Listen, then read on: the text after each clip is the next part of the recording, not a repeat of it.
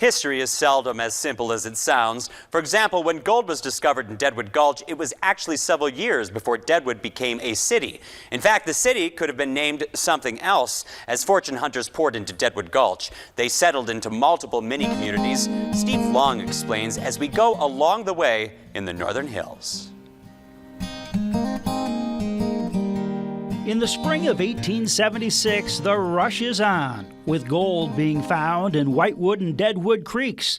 And with the miners came merchants. So they started to establish small communities, which those mining camps, and so you might have a saloon, a sawmill, those types of activities, a general store, and all trying to become the biggest metropolis in the area. But you have what is now boomtown style architecture.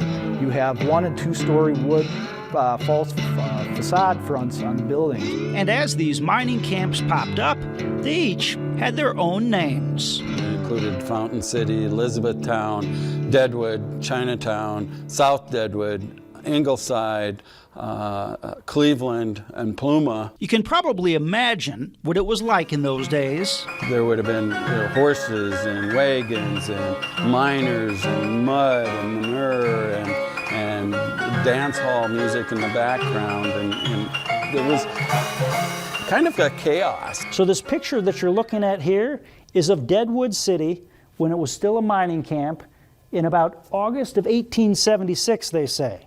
And they tell me that this main street we're looking at right here is the same main street that you can see in the city of Deadwood today. If you were to pass through Deadwood Gulch during that time period, the boundaries weren't really defined per se.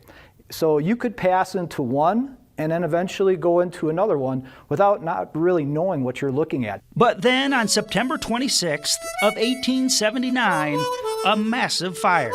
When the fire came through, basically it leveled what was Deadwood City at that point in time, and they rebuilt. And at that point when they rebuilt, basically it was out of brick and mortar from that point forward, giving Deadwood City Mining Camp a sense of permanence and perhaps a leg up on the other camps.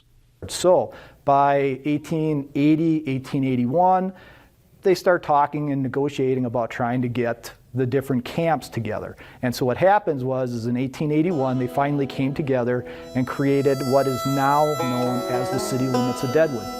And if you love history, you'll love this. So what we're looking at, this is the front page or the first page of the incorporation papers from 1881. These are the originals? Yeah. This is what created Deadwood, right? Yes, there. Right there. Right there. You're looking at it. That's what created Deadwood.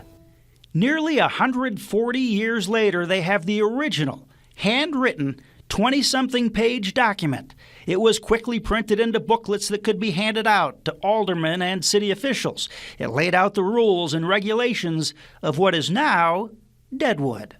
And the territory of Dakota embraces the towns of Deadwood, South Deadwood, Ingleside, Cleveland, Elizabethtown, and Fountain City. 5 years after the initial 1876 rush of miners, in 1881, Deadwood became more than a mining camp. It became the historic city it remains today. Lead City, as it was known then, became simply Lead. Through the Homestake Mine, Lead became the larger producer of gold, with workers no doubt visiting Deadwood for entertainment. And if you've met someone cool along the way, please call or email us to let us know.